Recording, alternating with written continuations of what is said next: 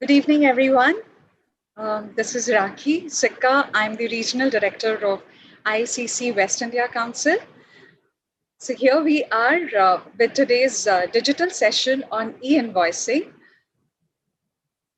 where we have eminent speakers joining us who will take us through what all is there, what are the challenges, what are the procedures of e-invoicing. So thank you so much, everyone, for joining us today for this session today.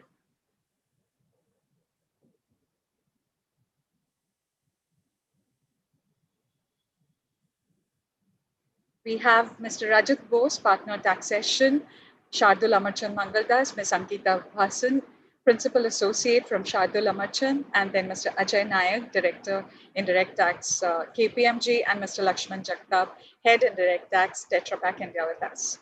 And our leadership, Regional President, Mr. Pankaj Bohara, and Vice President, Mr. Saurav Shah with us.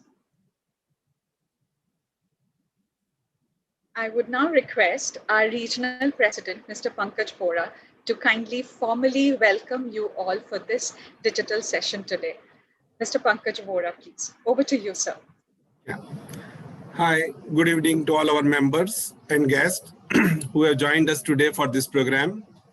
I am Pankaj Bohara, Regional President of West India Council of Indo-American Chamber of Commerce. First of all, let me extend you our belated warm Holi greetings. We hope you had a very colorful Holi yesterday. And today, on behalf of IACC, I welcome you all to this very informative and important digital session on e-invoicing, procedure and practical challenges involved in this subject.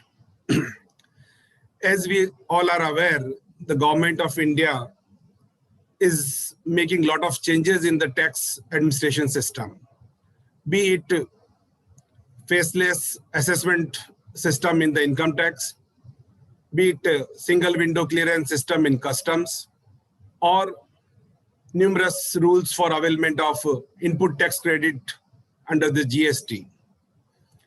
In continuation of that effort, Government of India is going to implement another change, that is of e-invoicing from day after tomorrow. What is this e-invoicing? Who are the entities covered by this system? We will be hearing all about this from our experts today. This system would be applicable to all business entities who have got their annual turnover exceeding 50 crores in any of the preceding 4 financial years.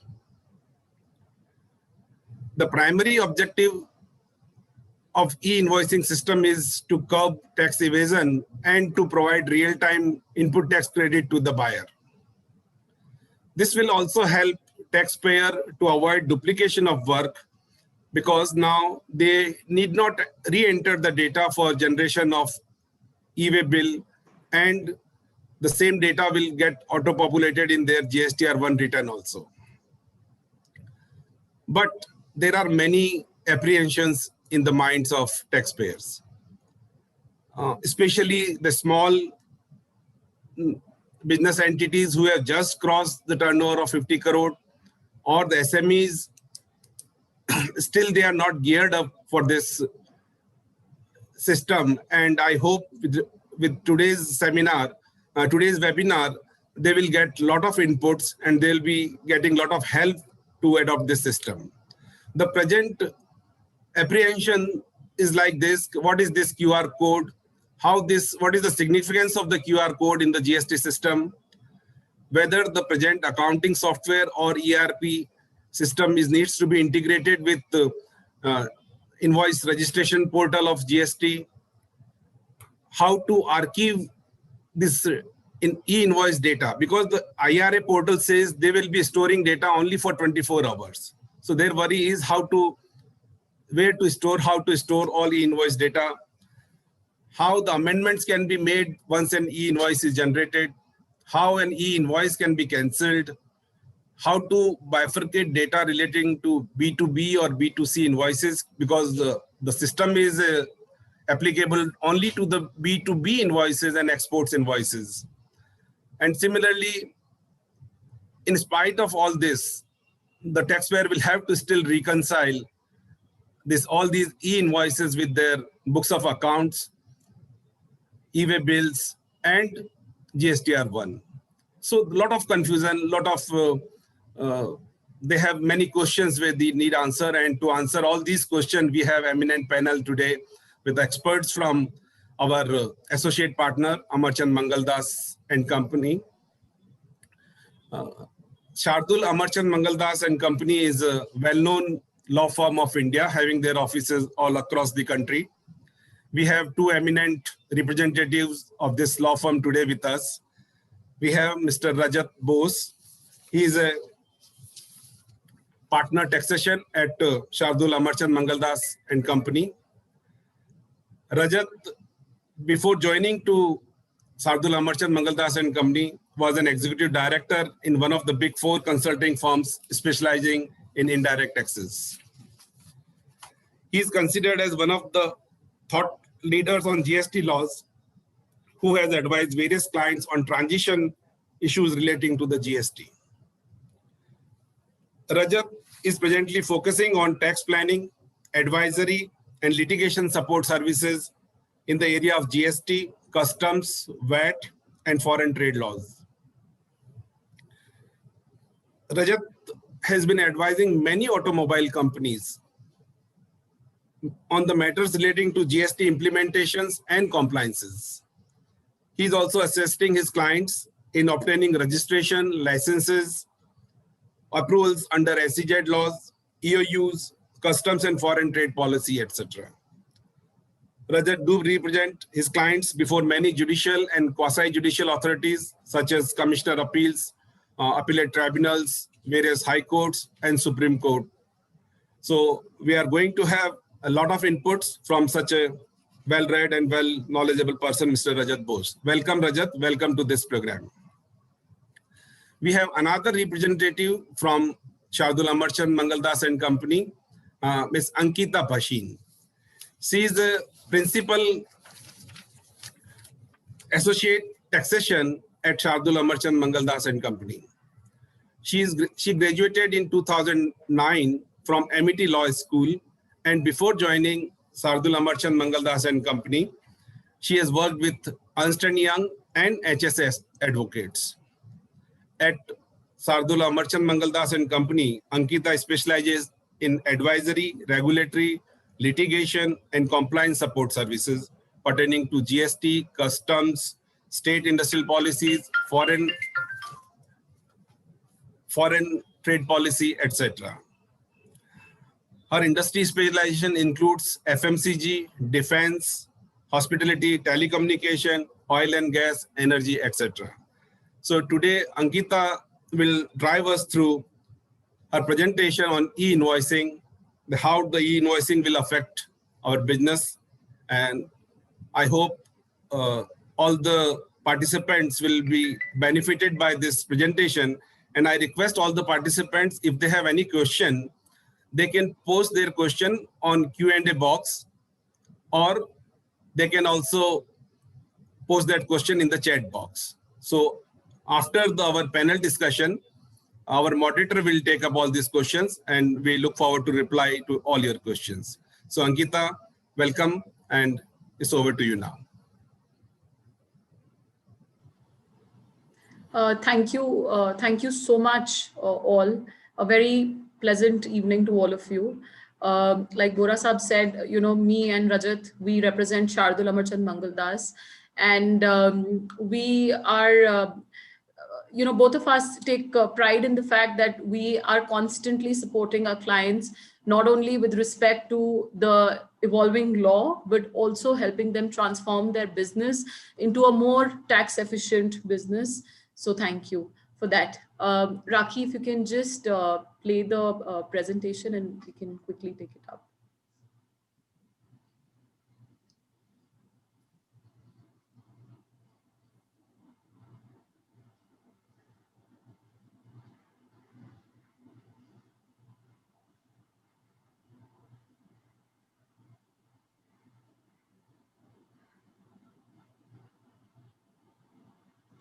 So I would be walking you through all through the e-invoicing, the basic procedures, and most importantly, the challenges. Given that it's a time-bound presentation, our endeavor is to focus more on challenges that we, in our experience, have come across in the last, since October 2020, and where we've assisted our clients.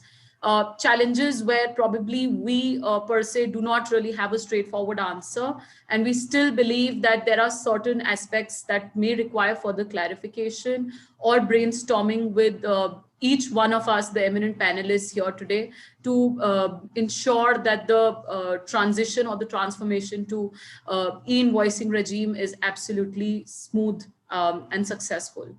So very quickly, a very brief, introduction of e-invoicing.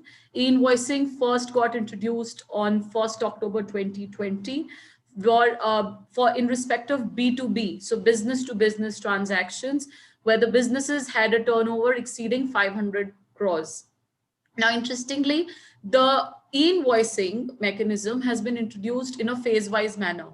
Just before this, we were discussing that it's a bad joke, but like Corona, even e-invoicing is coming in waves. The first wave was 500 crores, the second wave is 100 crores, and so on and so forth. The third wave will be 50 crores. And that's the first wave for e-invoicing came in 1st October 2020, where businesses having a turnover of more than 500 crores were supposed to and did transition to the e-invoicing regime.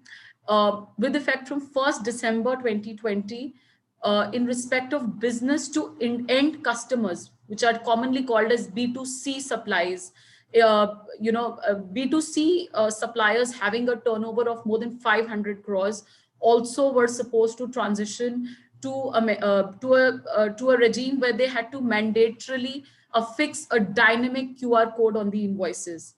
Now, at this instance, I'd just like to highlight that B2B and B2C, the regime is slightly different, though we colloquially refer to it as e-invoicing, but B2B mechanism or B2B invoicing is actually, which is e-invoicing, which really entails uploading the invoice on the portal, getting an IRN and affixing the QR code. Whereas in B2C, the requirement is slightly different. The requirement is to affix a dynamic QR code. Now let's understand why is the difference there between B2B and B2C. The difference between B2B and B2C is essentially to ensure that in B2B, primarily the transactions should be reported, no tax evasion should be possible, and input tax credit should be taken in the most correct and genuine manner to curb the menace of fake invoicing. We're all reading about it.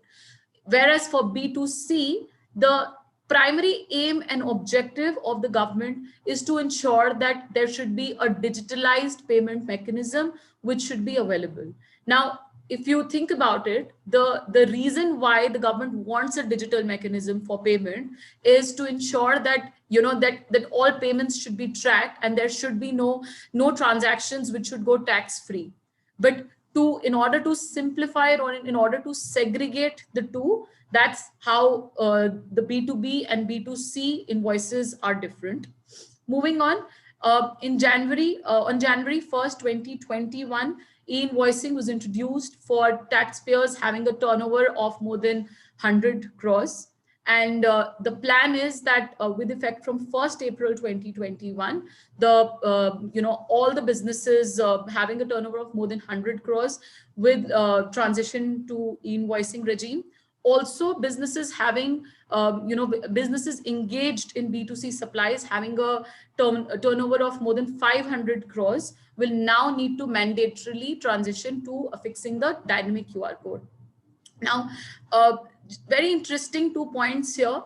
How do you calculate the turnover limit? The turnover limit is to be calculated on the basis of the past year's data. So with effect from 1st July 2017, if any business has actually crossed any of these thresholds, they mandatorily need to transition to the e-invoicing regime. And this is one place where we find, clients were missing the point, because everybody thought that you only had to take into account the last year's threshold. That's not the case. And the second point that I'd like to highlight here, that while for B2C, fixing the requirement to affix a dynamic QR code was introduced with effect from 1st December 2020, but because of industry representations, because of the challenges, because of lack of clarity on information or data that was there, and honestly, I feel somewhere because the businesses were already struggling with transition to B2B, the government had actually given a relaxation for B2C supplies. And they said that even if businesses are unable to comply fully with B2C fixing of the dynamic QR code requirement, there would be no penalty waivers. However, 2 days, we are standing 2 days before the cutoff date. If you ask us, we do not foresee any, any sort of relaxation, any further relaxation or any further extension, at least insofar as the categories which have already seen a relaxation or extension once. Rakhi, if you can please move to the second slide. Sorry, if you can hold on here, just scroll down, please. Yeah. So, okay. So like Bohara said that, just to put it very simply, to whom does B2B or B2C supplies apply to? Now, B2B e-invoicing applies to all B2B suppliers. These also apply to exporters. They are also applicable to suppliers who are supplying goods or services to the government. The B2B supplies do not apply to the banking sector, the insurance sector, the airlines, the GTA, service providers, multiplexes, and SEZ units. Again, the word that people are missing probably in case of SEZs is that the exemption is only limited to SEZ units and not to SEZ developers. So an SEZ developer will have to sort of comply with all of the e-invoicing mechanisms. What does the e-invoicing regime cover? It covers a tax invoice, which means essentially a valid invoice having all the prescribed particulars as per the GST laws. It covers a debit note. It covers a credit note. If you can move down, Rakhi. Now, very quickly, I'm sure that most of us are aware of this, but very quickly, the key aspects of e-invoicing essentially are that e-invoicing does not mean that the portal is generating an invoice for you. All that it means is that the system is validating the invoice for us by issuing something which is called as an IRN, invoice reference number. That is the number that needs to be affixed on the invoice, and only thereafter a QR code is to be issued and the invoice is to be issued to the customer subsequently. Now, important to note, the invoice is, and once an invoice is generated, it can only be cancelled within a period of 24 hours. If there are any changes, and there is a detailed slide on this later, but if there are any changes that are to be made in the invoice post 24 hours, then unfortunately the suppliers do not have any option but to really cancel the invoice and raise a credit note and subsequently follow it up with a new invoice. Rakhi, if you can scroll down. Now, the reason, no, you're missing the slide. Yeah, okay. So the reason why e-invoicing was really introduced was the one champion of e-invoicing was for the suppliers, was that, your compliance burden will come down. You will not need to manually punch in and manually feed in data again and again, once for issuing an invoice, once for your returns, once for your e-way bills, etc. But the reality is that, that really is right now, that probably is something that will take some time, because the system sometimes, behaves a bit here and there. And every supplier, because they are responsible for the data that they are uploading, will need to take charge of the data that is being reported in the invoice, in the returns, and for e-way bills. So extremely critical that every supplier is, holds or is in charge or verifies the veracity of the data and does not blindly rely on the portal. Now, just to give some credit to the government, surprisingly, the system is behaving very well. Despite, or in spite of few glitches here and there, some data getting missed, or sometimes there will be some latency, etc. But other than that, the system is behaving quite well, and kudos to the government for that, because it's a task. We all know that how India struggled, how the businesses struggled when the electronic returns filings, etc., had started, and the challenges that each business had faced, the numerous litigations that high courts pan India have dealt with in terms of that input tax credits were denied because the return filing was not happening, or if it was a question of whether whether the data pertaining to credit had to be matched and mismatched. All of those things, the challenges in the portal then have not happened now insofar as the e-invoicing is concerned. The system is actually taking the load, and that's a big achievement. We continue to hope that it will go on and it will only better itself. But this is insofar as the good part of e-invoicing, or the initiative of the government is concerned. But despite the support that the government has provided by way of taking into account the issues that have been raised by the suppliers, by coming out with time to time circulars, clarifications, exemptions, extensions, the industry continues to face certain unique challenges. I'm sure all of you present here will agree with me that transitioning to e-invoicing is not easy.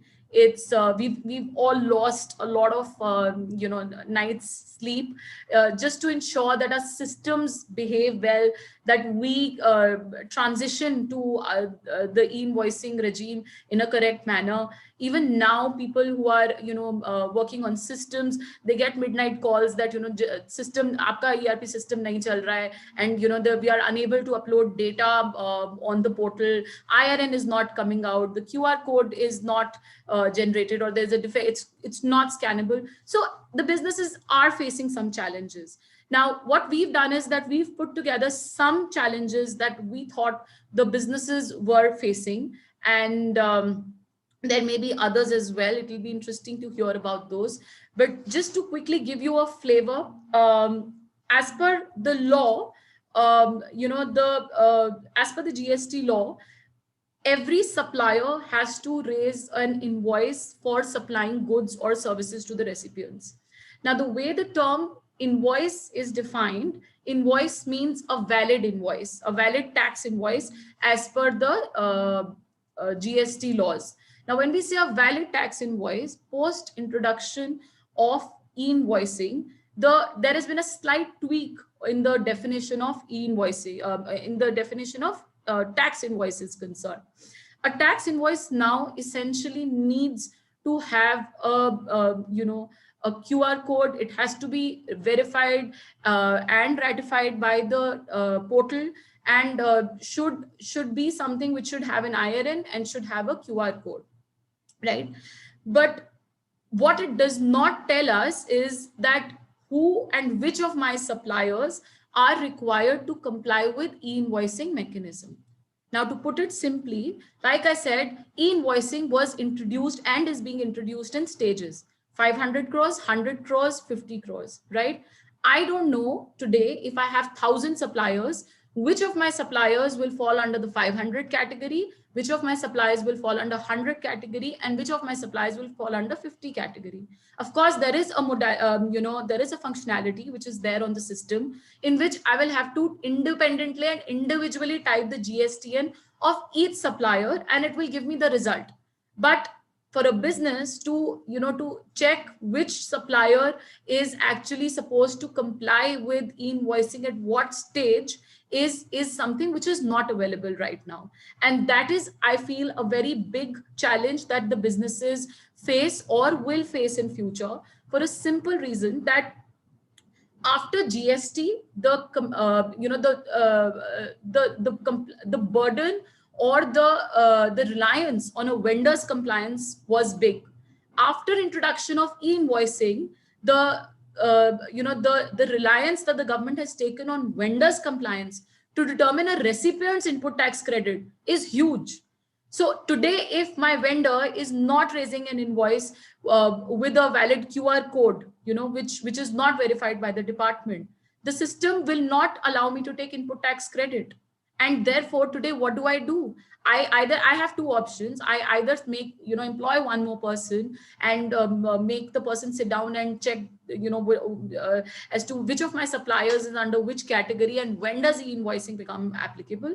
Or as a lawyer, we always have solutions, a quick fix, which is that I start taking indemnities from my vendors. Now, the indemnities would simply mean that we take indemnities from our suppliers or vendors saying that they will comply with the e-invoicing criteria as and when they become eligible to do so.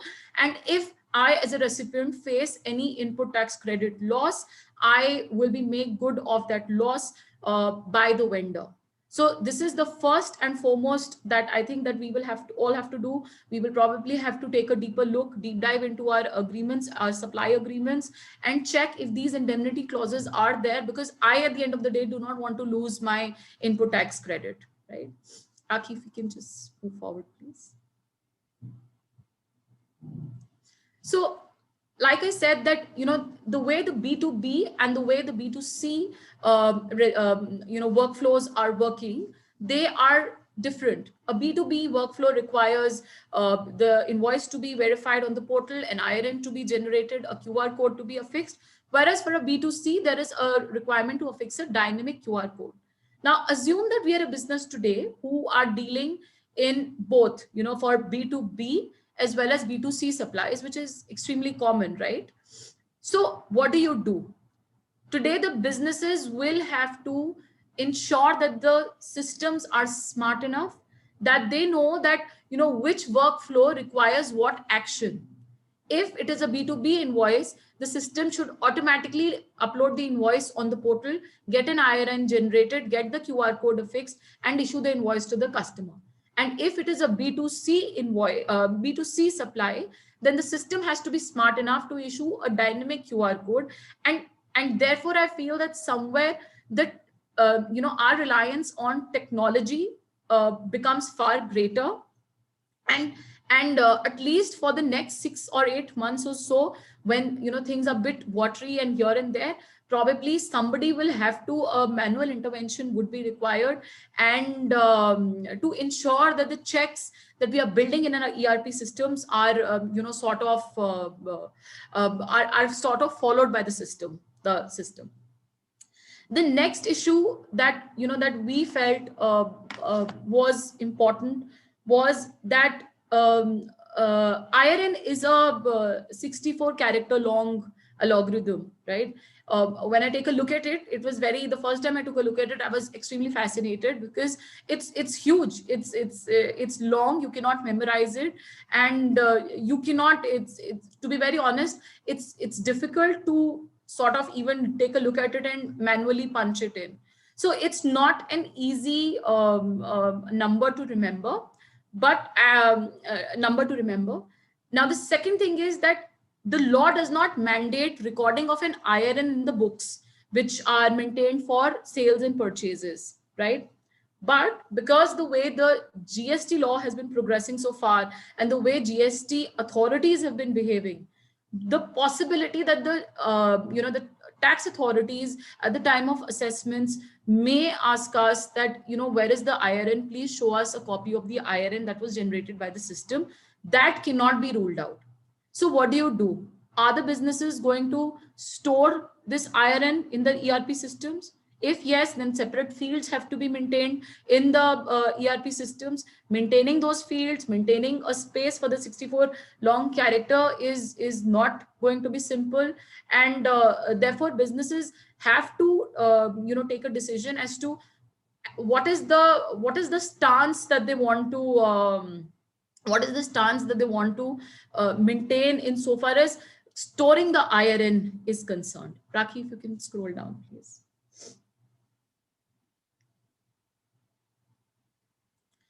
Okay. The next issue that that we thought for B2B supplies, which was relevant, was that the law is silent really as to what you have to really print on the invoice. Is it an IRN or is it a QR code or is it both? The FAQs, of course, talk about printing the QR code on the on the invoice, they say that that's mandatory, and the QR code does include the IRN. But when we speak to our clients, we and other people, industry players, we feel that there is a lot of variance in practice that is being followed. Some people are printing the QR code and the IRN. Some people are following and only affixing the QR code, or some are only affixing the IRN. So what really is the correct practice, and what is the consequence? Now, to just to put it very simply, the correct practice in our view would be to affix the QR code, definitely. A QR code which is easily, which is first verified by the portal, second, which is machine readable. Now, we've also come across instances where there is a QR code on the invoice, but for some reason it gets damaged or it gets faded. That's the natural tendency of paper, that the ink will fade away. So that has to be kept in mind, and invoices have to be stored in a correct manner. Moving on, if the invoices which only have an IRN, they should be rejected.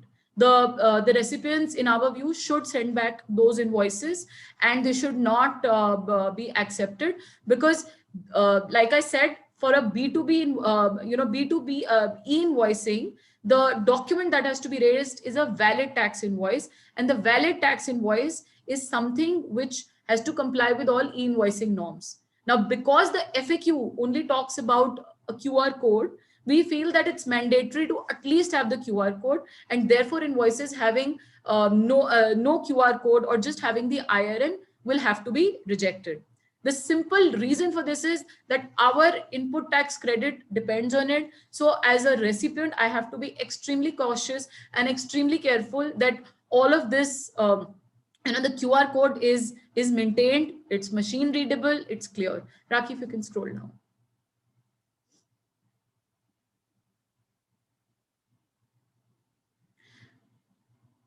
This is something I spoke of, when we started the presentation. E-invoicing, an e-invoice can only be cancelled within a period of 24 hours. So what happens thereafter? See, as a business, there are, normally businesses request for two sorts of changes in the invoice, if I can just broadly categorize them. The first are sort of tax related changes, which will result in my change in my taxable value, which will result in change in the tax rate or the tax amount, and so on and so forth. So those are tax changes. In our view, this is, there is no challenge there. This GST law allows you to raise a credit note, and a credit note, even if the invoice is cancelled, a credit note can be raised for these tax related changes, core tax related changes. But what happens if the businesses or your recipient tells you that please change my address at where you have delivered the goods from state A to state B, or in the same state from one address to another address? Now, these are not tax related changes. These are not core tax related changes. These are non-tax related changes. Now, there is no clarity at this stage as to what should happen at, if you come across a situation like this. One way out obviously is that you get a credit note raised, but credit note under the GST laws can only be raised in very, very limited conditions. It's not a blanket, raising of credit notes that if you want to amend any invoice for whatsoever reason, you can raise a credit note. No, it has to have some connection with tax or your taxable amount, or your, no supply should be rendered. So even if you raise a credit note, which probably looks the only way out right now, what will happen to the input tax credit that is related and which is flowing out of this credit note? Will the tax authorities in future dispute it that how did you raise a credit note? The law does not allow you to raise a credit note. You have raised a credit note which is contrary to the provisions of GST laws, and therefore your input tax credit will be denied. So this is, I feel, is something that that the businesses should really think about as to what will happen if these sort of changes are to be made. Raki, if you can please scroll down. Coming to issues pertaining to B2C affixing of QR code, like I mentioned, the main aim and objective of affixing the dynamic QR code on a B2C invoice is to ensure that there is a digital payment. But somewhere when we were going through the law, we found that in some situations, it may not really be necessary to affix the QR code for a simple reason that the recipient will not be allowed to make a digital payment. A simple example of this is that if you are rendering services, to an offshore entity, right? They cannot issue or they cannot scan the QR code to give you to make payment. They will have to they will have to make the payment using net banking because there are regulatory restrictions. The second issue will be the second thing is that what happens in cases where where the where the recipient does not have the ability to scan the invoices. One example is where, of course, there's an offshore vendor. He is barred as per the regulatory laws. He will not be able to do it. The other is in cases where there is an intermediary service which is provided to an offshore vendor, offshore recipient, and again, how will the recipient make make the payment? Is it even relevant in these cases? And if it is not relevant, should the businesses really go on and print the dynamic QR code? Because it takes effort. It takes, at least till the time the systems are being set. This is one challenge that the businesses are facing. The next issue that that we came across in B2C invoicing was that unlike B2B, B2C invoicing only says that the law is applicable to an invoice. It does not talk about being made applicable to a credit note. It does not say that it is applicable to a debit note. So it's really unclear as to if today a business is raising a credit note or a debit note to an end customer, do they need to affix the dynamic QR code even on the credit note or the debit note? For a credit note, answer is probably that no, because there is no payment which is required. But again, what happens to a debit note? Because a debit note will be a document that will be used for making payment. And if this is again a gray area which the businesses need clarity on, because there cannot be a random affixing of of the dynamic QR code on these credit notes or debit notes when the law right now is not sort of mandating it. So these were some of the issues that we thought were relevant for the businesses. And thank you so much for giving me a patient hearing. Yeah, over to you, Rakhi.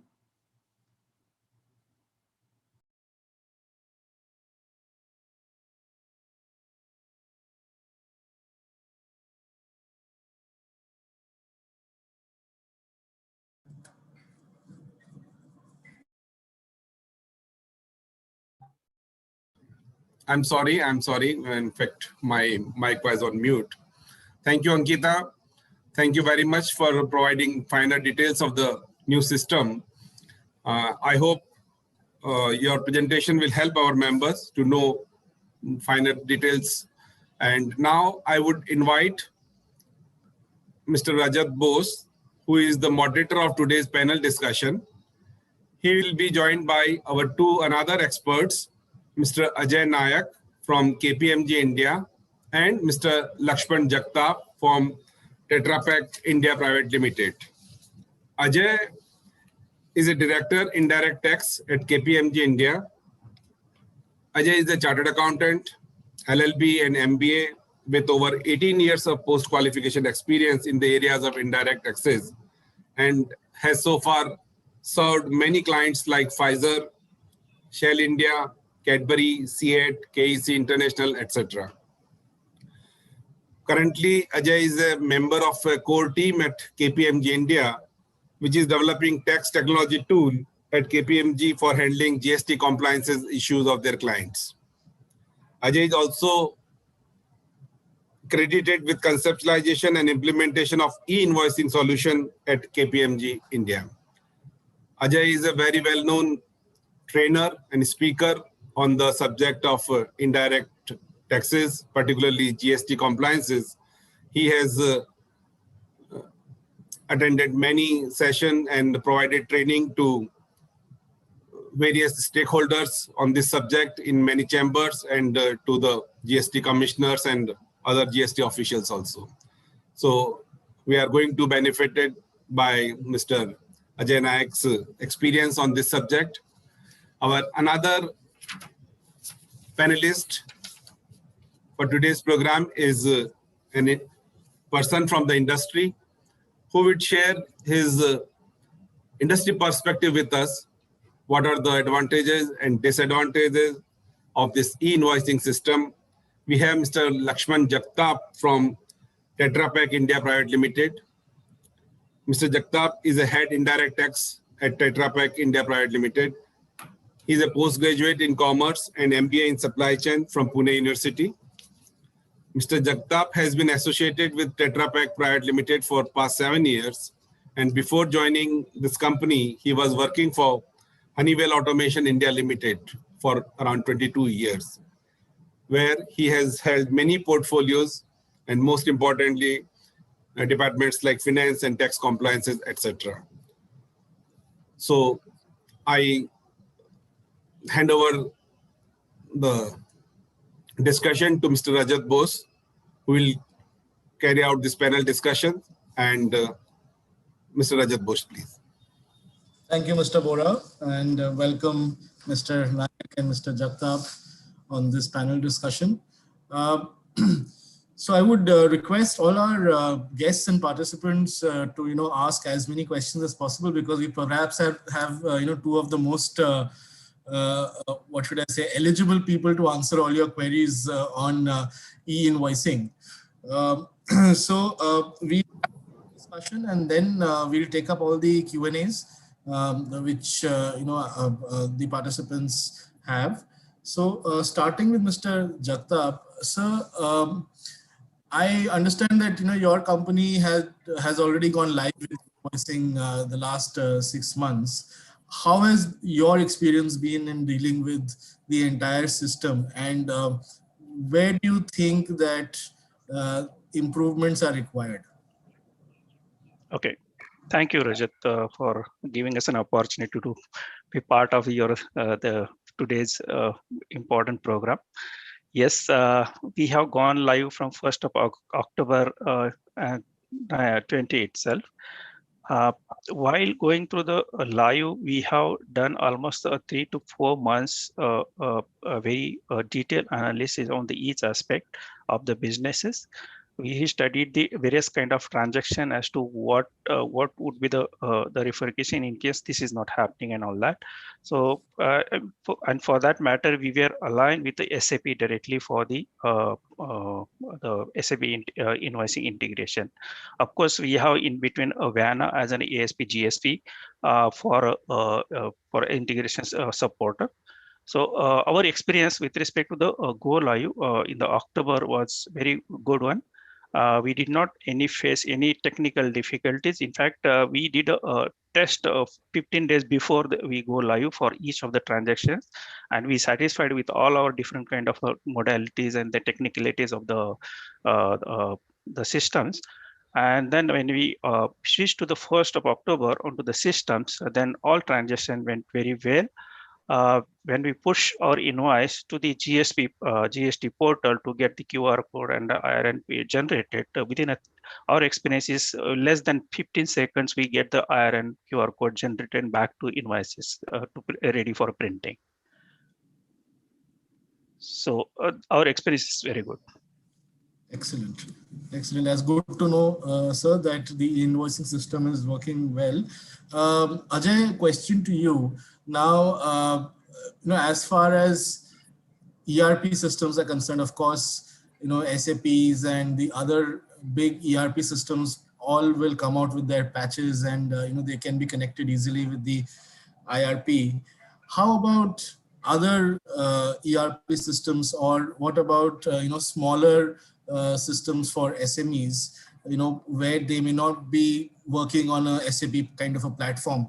How easy do you think it is for such companies to integrate their systems with the IRP so that there is a seamless flow of information and IRN, etc.?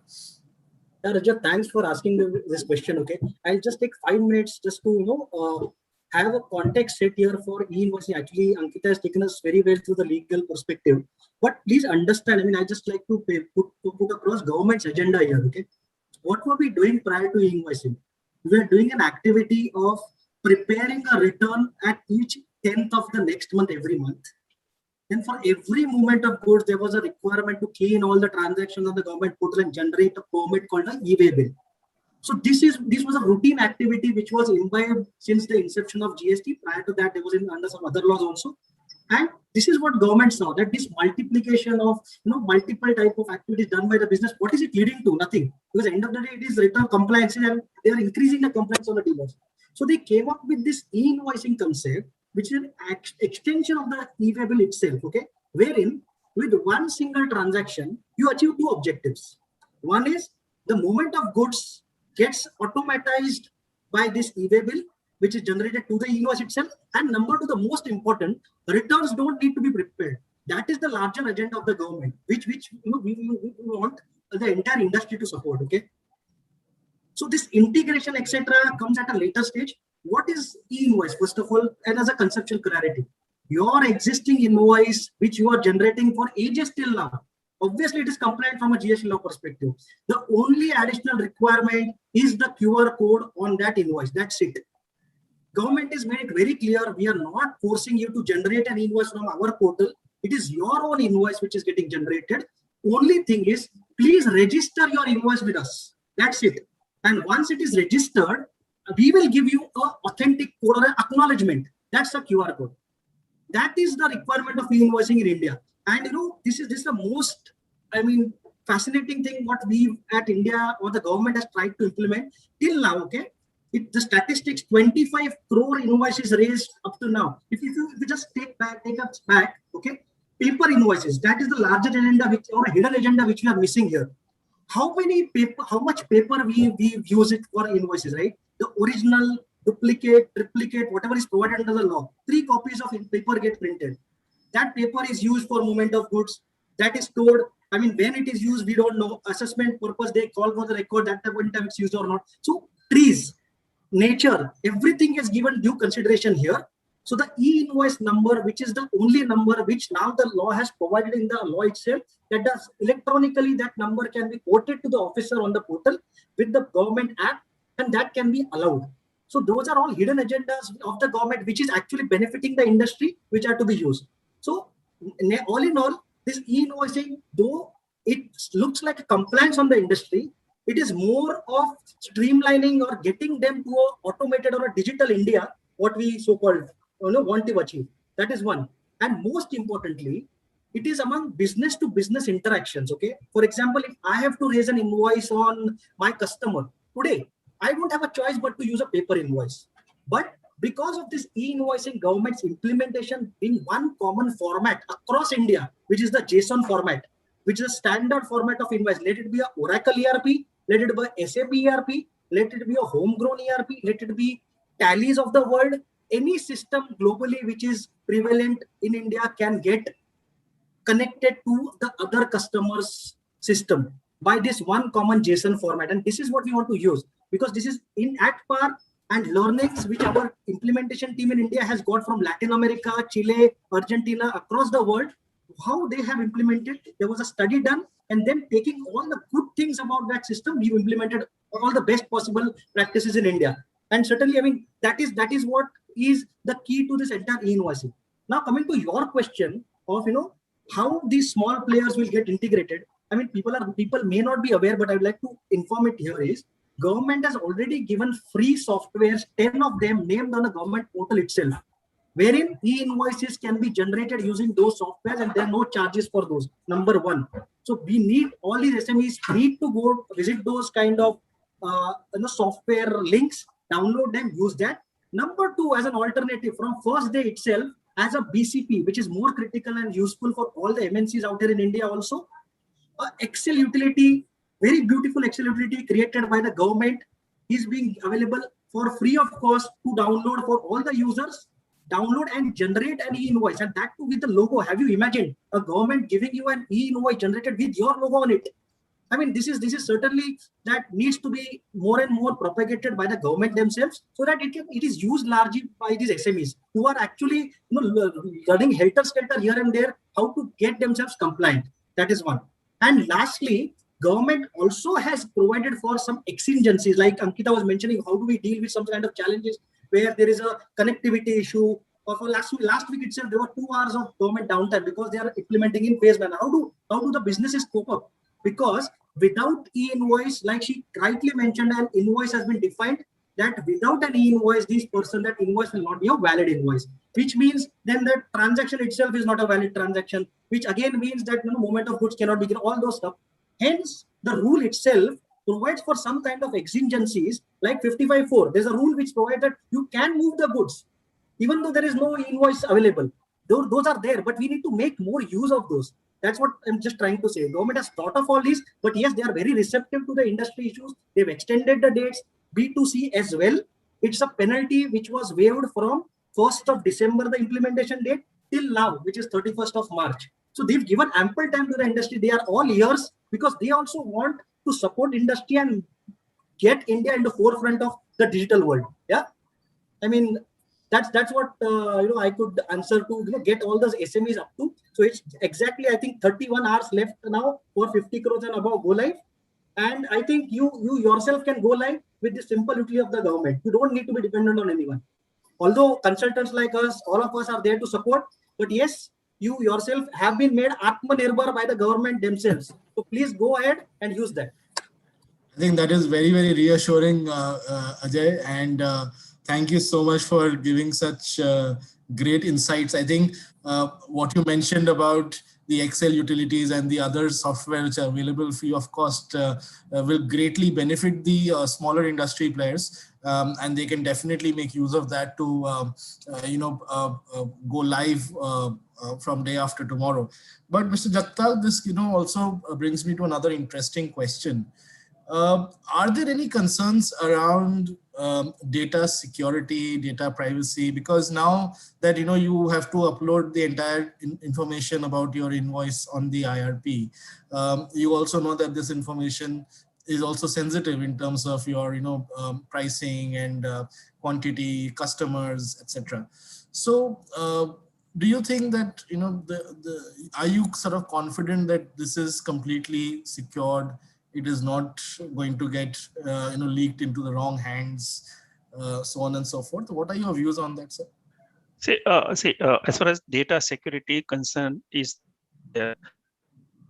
See, of course, government has mentioned that the data is available with government portal for 1 year period.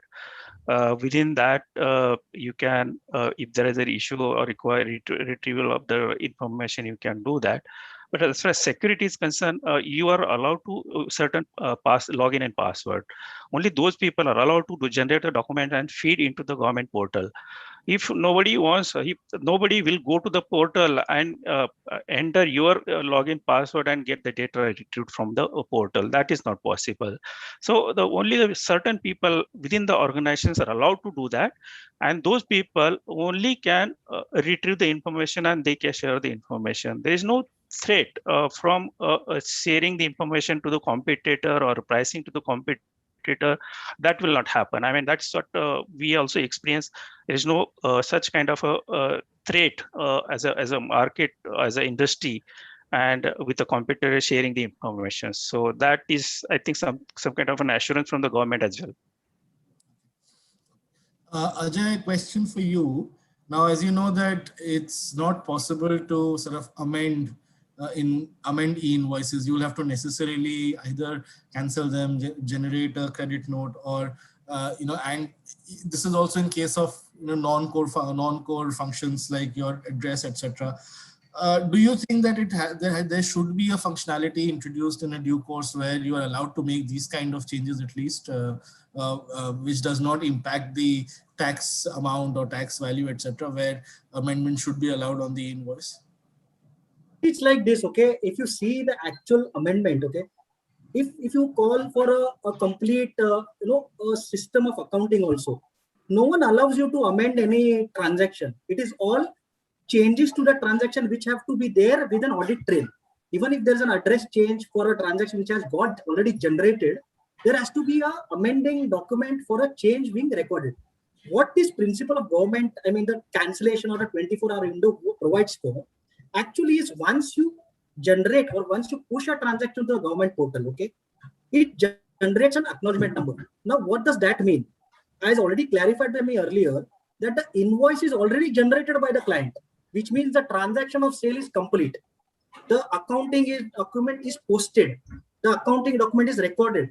The number which is there is getting registered with the contents of that invoice which you have already accounted for. You are only getting an acknowledgement number from the government. Now, if you feel that there was any mistake in that document which got generated and printed prior to registering, because government does not ask you to immediately go and register. Earlier there was a provision that you could register only within 48 hours of the invoice date. That has been relaxed. There is no such provision. You can register the e-invoice any point in time from the invoice date. Okay. So if you feel that there is a problem in the document being generated, there is only recourse in accounting, that is the SAPs of the world or oracles of the world, to have one more cancellation document to cancel that, or a credit note to amend that document from an accounting perspective. And that is what they have brought in this e-invoicing portal, that in case you intend to modify the transaction per se, you have to have one more accounting document in your ERP, and that accounting document also needs to be registered on the government portal, so that the accounts which you maintain as a part of your streamlined accounting system or ecosystem are also coincidentally replicated on the government portal. So within 24 hours, you can cancel that document, and IRN number which was generated by you can get cancelled. But beyond 24 hours, there will be a requirement of one more additional document to cancel that particular transaction, which means either a credit note or a cancellation invoice, or for that matter, any other document which will have one more IRN number. And the purpose of this is again to link with your GSTR1 returns, because the transaction that you upload or you register as an e-invoice gets automatically pushed to your own GSTR1 liability after 2 days, which is this is the third day. So T+3 is what it goes and sits in your GSTR1, which is auto-populated, which is required for a liability payment. So if you cancel within 24 hours, that will not go there on the returns purpose for your liability. But beyond 24 hours, there is one more document which will get generated, which will have a corresponding IRN number. And both these documents will go and sit in your GSTR1. So the purpose of government is aligned with the accounting system. So like you mentioned, for address change, etc., these are not exigencies which the government is asking you, because these are all optional fields. If you see the government schema also given, there are only 26 key items or the mandatory fields out of the 135 column template. And this is extremely important to be known, because only with 26 fields, which is basically the tax rate, the GSTN number, the HSN code, which are the mandatory ones, you can generate your IRN number and the QR code. So I think, people will cope up with these kind of exigencies, and they are already geared because their ERP systems do not allow them. I mean, Jagtap sir will also agree to this, that you cannot modify any system in SAP itself. You need one more document to have the effect of that particular transaction. Yeah. So I think, there won't be any need for amending or revision of any invoices, because revision itself means the transaction or the contract of that sale or supply has been altered or changed. Another question which comes up, Ajay, is that is there any possibility of raising a backdated invoice under the new e-invoicing scheme? Because this is a very prevalent practice in our industry. A lot of times, the invoices are raised at a previous date for whatever reasons, and especially in case of year-end, etc., when certain invoices are raised for the past period. So is there any functionality where you can raise a backdated invoice under this? Yeah. So very rightly question. Like I said, the relaxation of invoice IRN generation within 48 hours has been removed. So from the moment you are registered for invoicing, say you are 500 crores and above from 1st of October, okay, from that day onwards, you are liable to issue an e-invoice. And today, as we speak, when we are 30th of March, if you have missed for any reason, say a scrap sale invoice, okay, to a registered scrap sale vendor, you have missed generation of IRN because it may not form part of our SAP accounting. It may be a manual document. You can even go today and register that invoice with the same date that you had on that day, because your liability gets triggered from that date. Understand, the invoice can be registered. It can be any date, but the registration number will happen in today's date, the IRN will be of today's date, even though the invoice number is of a prior date. But you cannot go beyond your registration date of 1st of October. Okay, excellent. So, Jagtapji, one question for you now. E-invoicing, as you know, is not applicable for all kinds of transactions. There are certain transactions where e-invoicing is not applicable. For example, for delivery challans or for bill of supply, job work, e-invoicing system is not there. So have you experienced any kind of difficulty in having, let's say, two separate sorts of or processes of raising an invoice, one under the invoice scheme and the other is a separate workflow altogether? Do you think this is leading to more compliance or rather this is eating up more time of your resources who are on the ground raising these invoices and these documents? See, I think this is, in fact, having the two different kind of transactions, like one is a taxable transaction by way of e-invoicing and second is a non-taxable transaction by way of creating a delivery challenge for movement of goods. So these process were there, and this is nowadays it's being a more compliant way. Previously also there used to be a delivery challenge prepared for a material moving to job worker where the invoice was not required or maybe tax invoice was not required. Even currently that is also there. The non-taxable transactions are not required to be part of the e-invoicing, but yes, there is a e-way bill requirement is there. So no movement of material, if it is within the 50 kilometer, of course e-way bill is not required, but if the material movement is beyond the 50 kilometers, the delivery challenge, which is non-taxable documents along with the e-way bill is important. So government will track if it is a non-transaction, non-commercial transaction. Government will track either by delivery challenge along with the e-way bill that is already registered in the government portal. So this is happening towards the more compliant way. The government anyway is going to track if it is taxable by way of a e-way bill transaction. E-invoice transaction. If it is a non-taxable transaction, government will see whether your e-way bill is generated. So government wants to track both ways of transactions. Okay. So Ajay, after this introduction now of e-invoicing, do you think that there is still a requirement for the companies to do a reconciliation of the invoices with the e-way bills, with the GSTR ones, or you think that requirement has slowly gotten diluted because of the introduction of e-invoicing? Yeah, I would keep it this way. Actually, with e-invoicing, the government was supposed to auto-populate the GSTR1. For whatever technical reasons, they are gearing up with the implementations, etc. in phases.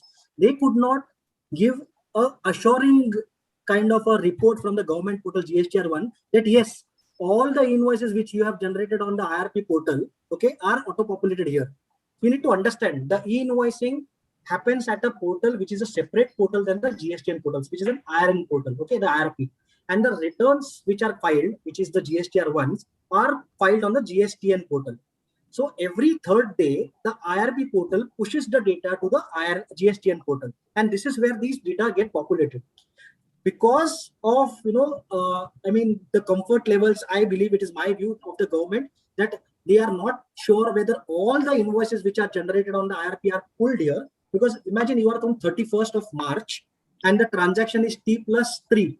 Okay. So the 31st invoice will never be available on the 31st on the GSTN portal. It will obviously be available on the 3rd of April, which is where if all the transactions get populated there, okay, and rightly so they are getting currently, it's already implemented that in the GSTR1 portal, you can download a report and cross-check. So the government has already given you a report, but confidently they are not stepping into your shoes and saying that, yes, this is the GSTR1, please pay taxes as per this. They're not telling you that. They are still saying that this is the report as per the IRN or e-invoices generated by you. Please cross-check this with the e-invoices data that you already have, which means, again, coming to your point of a reconciliation, which I think government could have avoided. But because we are also implementing this in phases, they have tried to again shift the burden on the assessee that you please reconcile this and then only file or finalize your GSTR1. So I agree with you. The government never intended this, but with this mass implementation or being done, they cannot step into your shoes. And one more example of that is, like Ankita pointed out, 50 crore turnover and above dealers, 100 crore, 500 crore. How do I get to know? I mean, as a customer or from my supplier also, I need to know, right? Who is the supplier, who's already required to send me invoices which are actually a valid invoice as per law. Although government, I mean, we've been interacting with the GSTN teams, IRP teams, etc. They have tried to do that by way of, sending an Excel list. So as of now, there are almost 82,000 dealers as on 16th of March that database is available on the government portal, which can be just looked up. You don't need to go one by one. Just look up on that database. You will find the names of the entities, the GSTN numbers who are actually generating e-invoices. And those can simply be cross-checked or updated in your master database so that you are sure that these are the persons who have already they generated e-invoice on the portal, and these are the ones who are supposed to generate and raise an invoice on you.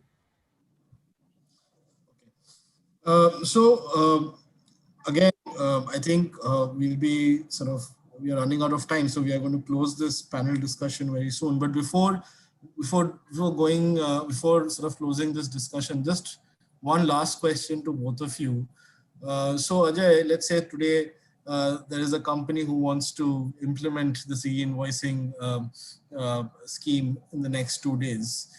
What are the top 5 things that this company needs to do now, given that we are only 2 days away from the implementation?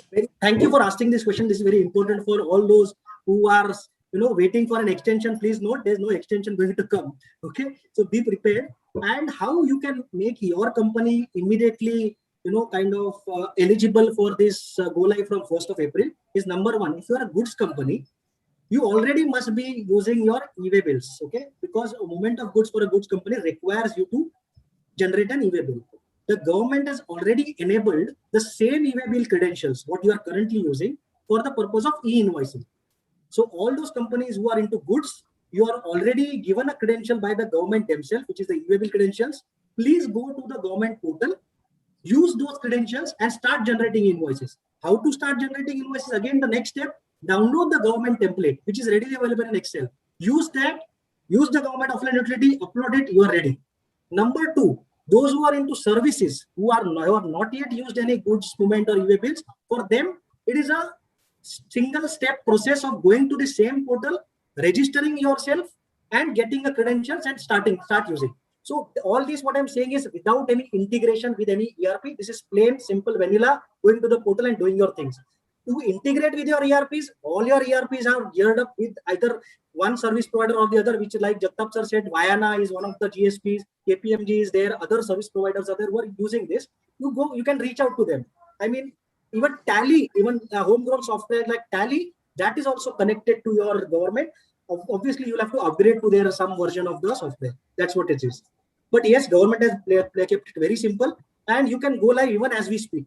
Yeah, so it's that way. I mean, lot of YouTube videos, lot of updates given by the IRP team on the YouTube links, etc. Please make use of them. You need not be a hyper technical or a technology enthusiast to get through this. It's a simple plain language, and it needs more outreach. Yeah. Excellent. Thank you so much. There are a few questions from the participants. I think let's take those questions up. So first question from Sandeep Divakaran. I think Ajay can answer this. What is the time limit of raising an e-invoice from the actual invoice date? Currently, the NIC/IRP is accepting backdated invoices. So I think I clarified that. The moment, see, it's nothing to do with the e-invoice portal. Your invoicing is determined by the GST law. Maybe there are 30 days provided for service invoices. For goods, it may be immediate. So once an invoice is generated by you as per the GST law, it is only a mechanism to register your invoice on the government portal for which there is no date.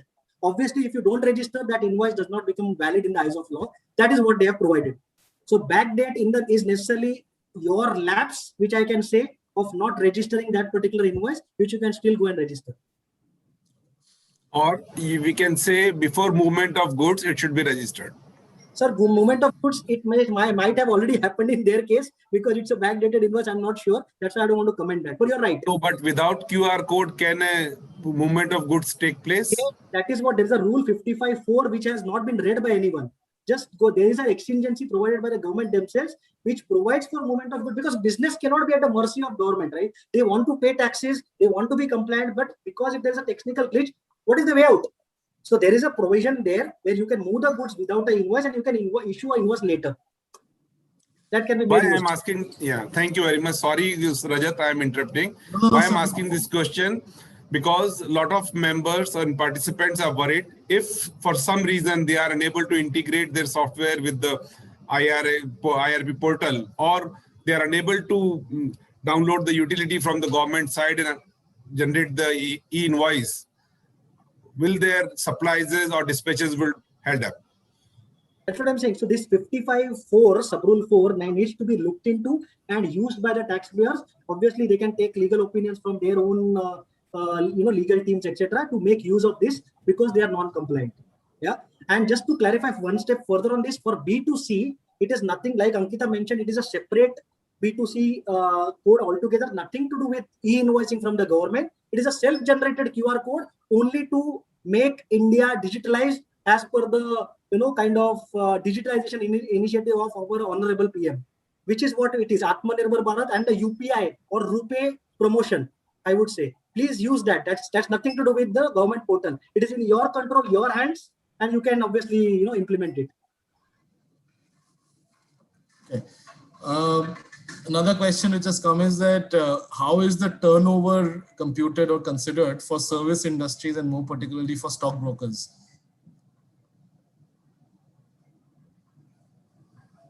See, one thing is important here. Turnover as understood by income tax, okay, which is revenue, is totally outside of this purview. Okay, this is what we are talking about, GST revenue. So all the turnover, which is stock transfers within your branches, etc., everything has to be computed for this aggregate turnover.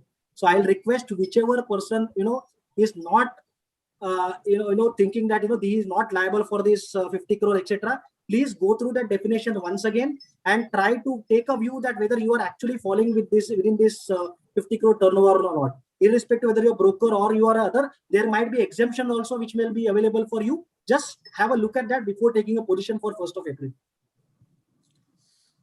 A question from Sandeep Divakaran. Is it mandatory to print authorized signatory in an e-invoice as the invoice is computer generated? Very, very important. And I think Rajat, you and Ankita also might have been getting these questions. Okay, I'll try to put forth some legal background to this. Invoicing requirements require a digital signature of the supplier or his authorized representative. Okay, there has been a lot of apprehensions of these people here. Given government is giving me a QR coded signature which has their own signature, isn't it a digital invoice, and why my signature are required? Government is very categorically clarified that our signature or our authentication is done as a part of our QR code giving to you, whereas your liability or responsibility of having your signature or your authorized signature is there as a part of the rule itself. Number one. However, I mean, the legal experts can come in here. There is a provision where if the Information Technology Act 2000 provisions are applied, and if the signature or the computer generated, the word which we write below, this is a computer generated invoice, does not require signature. If that falls in terms of the IT Act 2000 principles of an electronic invoice, then you are already compliant with that. So see to it that you take a view position on that whether your signature or a digital signature is still required, or you can fall into that Electronic Act, IT Act 2000 provisions, the Information Technology Act 2000 provisions, which will help you a lot of, kind of getting into these to and fro's, and your invoice, which is straight away, pushed to your SAP, to the GSP, to the government portal, back again with the QR code itself can be used. So I think that is very important to be analyzed here, the signature part. And I think from a legal standpoint also, of course, as Ajay said, and very rightly, we've been getting many queries on this specific issue of the invoices bearing the signatures of the authorized signatory. So as rightly, as rightly commented by Ajay, as far as if the invoice is in conformity with the Information Technology Act, there's a particular section 4 and section 5, then you do not need to have a signature on the invoice as long as it is a digital invoice, it's a digital document and it's capable of being stored digitally. You can have a line saying that, this is a digitally signed invoice and therefore it doesn't need any signature. So if you can do that, then you'll be fine and it will be accepted by the GST department. Okay, is it applicable to e-commerce and online education provider? I think it is applicable to anybody whose turnover is more than 50 crores. So there is no doubt on that. There was one more question. In the case of SEZ developer who purchases electricity from utility company and distributed to SEZ units, whether e-invoice apply or bill of supply. So there is one very interesting exemption. The exemption is for SEZ units, not for SEZ developers. Ajay, any idea why so? Why the developers have been left out of the exemption from e-invoice and units have been given that exemption? No idea. I mean, I don't want to comment on the part. But yeah, there must be some kind of a refund, etc., which is due. And is SEZ developers actually per se, are actually generating those invoices which need to be tracked per se, probably, because they are getting a lot of benefits here. Yes. So as far as electricity is concerned, since electricity is not subject to GST, I don't think that you will need to raise a e-invoice for that. I think a bill of supply will do, and there won't be any requirement separately for raising a e-invoice for electricity. I think those are the questions pretty much which have come to us. So let me just look at.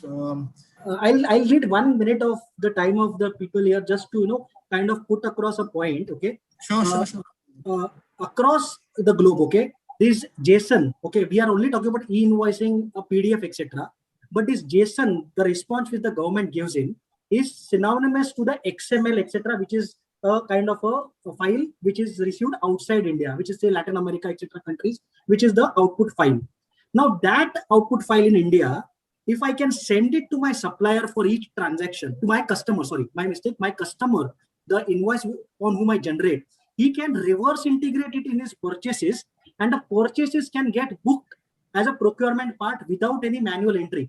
This is what we want to reach in India, to a stage where the procurement system also gets integrated with the supplier's invoice. And that is readily possible with this standard government JSON format. And this is what I would like all the participants here to exhaustively use, in the sense, with every transaction that you do with your customer, please send him the invoice the way you are sending, and also send him the JSON response that you get from the government, so that he can integrate his purchases, and there will be no confusion later on for matching of the credit, or for that matter, booking of invoices or purchases. This is what government also wants to achieve. This is the integration of purchases. So please, you can only promote this because your data with the customer can be shared only by you. Thank you, Ajay. Yes. Yeah. Can a buyer download the JSON file from the GST portal instead of waiting from the seller?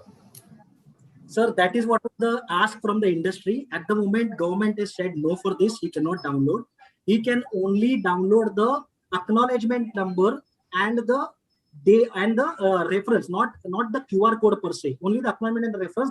Those are available for downloads, but that too from his GSTN1 database, not from the IRP database, because IRP is only a lean database which invoice and then just pushes it to the GSTN portal. So no facility at the moment, but government is in the works for making this available, and that will solve the entire problem of this two-way reconciliation. Okay, the government agenda is right there on that particular point. That once an IRN number is there, the matching is done. Saurabh, you have a question? Yeah. My question is more from a legal perspective. We mentioned that the indemnity on the invoice, how easy it is to legally enforce? So I think that, when you, and this is something which has become a very huge issue of late, which is your credit Itc mismatch.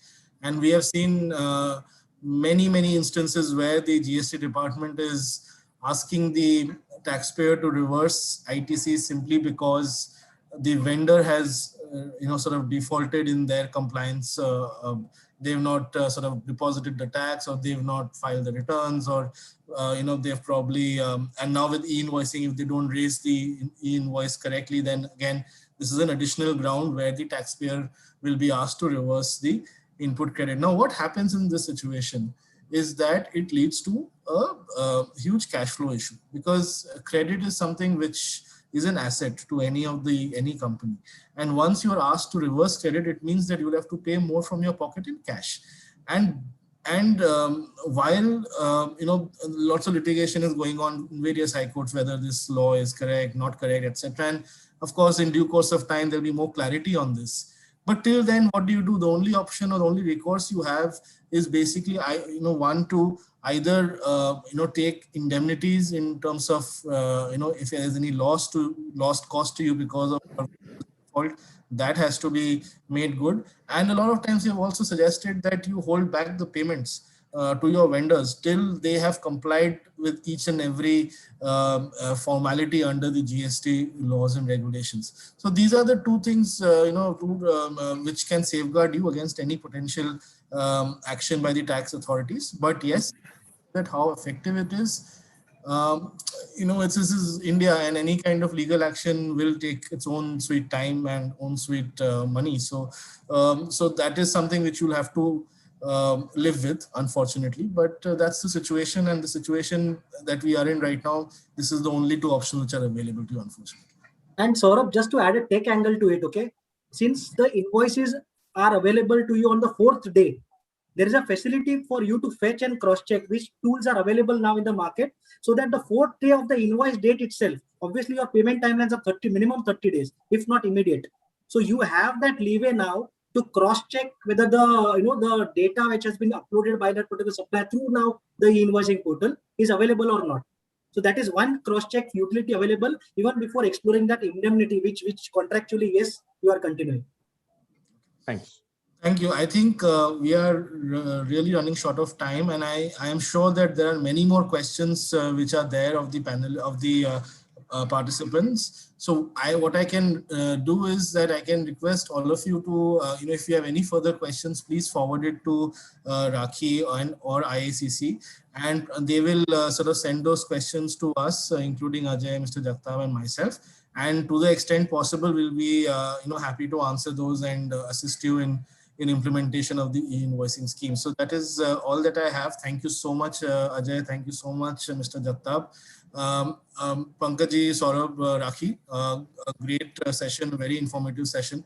I would again request Pankaj ji and Saurabh ji to sort of give the closing remarks and end the webinar.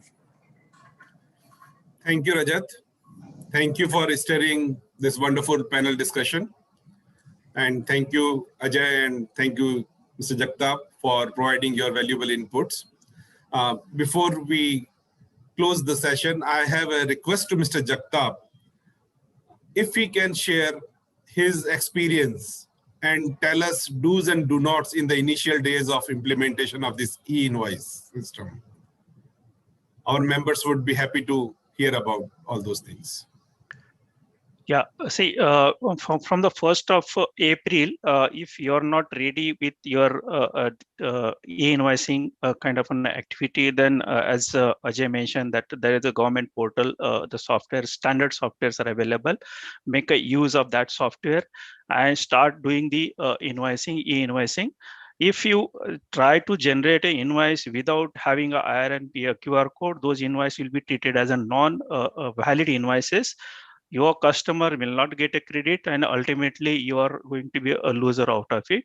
So do not do any invoicing button moment without having a QR code generated. So if your system is not ready, you might as well go to the standard software which are available, standard software available in the market, use of it. If not, then government portals software is there, use of it. If the volume of transactions are very minimum, and you can very well do that. It's a very easy. There is no different thing to do it. All your data, whatever invoicing we are doing, the same information we need to key in that software. Software will help you to generate the invoice QR code and use that invoice. Only the issue will face that you will not be able to print your logo on that particular document. You continue to use your invoice as well as the invoice generated from the portal. Use those both the documents to travel along with the shipments. So that is the best way of doing it if your system is not ready. But do not move any goods without having QR code and IRN generated. Otherwise, you will be liable for a penalty, and your customer will not be able to take a credit. And if we take the credit, again, he is going to liable for a penal interest, and that will come back to you as a supplier. Thank you so much. Thank you. Mr. Ajay, would you like to add something? Yeah, sir. See, penalty is specifically quoted under section 122, which is 10,000 rupees. So be sure of that. that what you want to actually pay for a software which can help you generate invoice, or pay 10,000 penalty to the government. That is your choice. Yeah. 10,000 rupees per invoice. I mean, how you read it per invoice, right? You non So yeah, so I'd like to take this opportunity that we are also there, not as a marketing part, but yes, we can help you go live on 1st of April. Thank you for that. Thank you so much. Thank you so much, Mr. Ajay, Mr. Jagtap, Mr. Rajat Bose, for a very informative discussion. And now I would request our smiling Vice President, Mr. Saurabh Shah, to propose vote of thanks.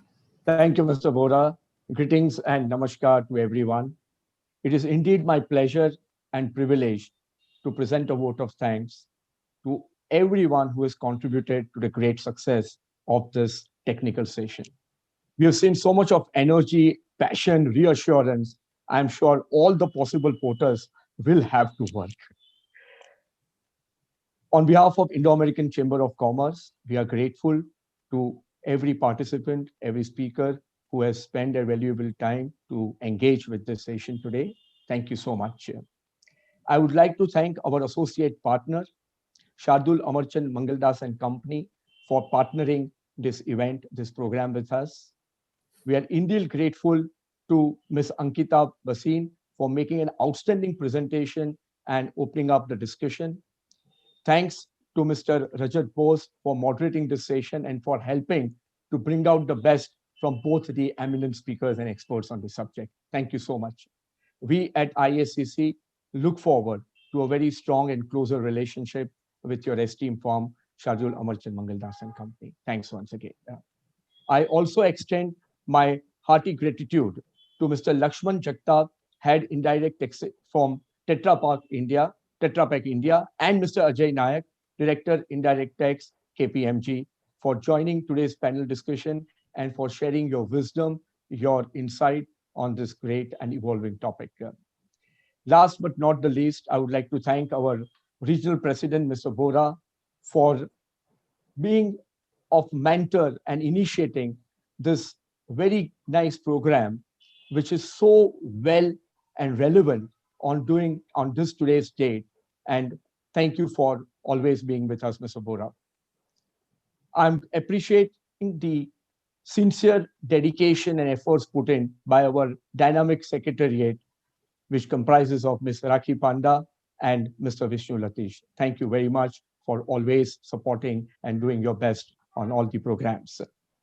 Friends, I would like to invite all the participants who have not been members of our esteemed chamber to avail the membership for various reasons, which I'm going to share with you. We have taken up some great initiative on the bilateral corridor of Indo-US, as well as some sectoral programs which we are designing. And we are sure that this is going to be of immense benefit to all the people who are in different sectors, different business segments in India and abroad. So we request you and warmly and cordially invite you to avail the membership of IACC. With this, I take the permission of all the dignitaries to conclude today's program. Have a great evening and a great day for those who are joining from the US. And thank you for being with us and for supporting the Chamber's program. Namaskar. Thank you. Thank you. Thank you very so much. Thank you very Mr. much. Thank you. Thank you. Thank you so much.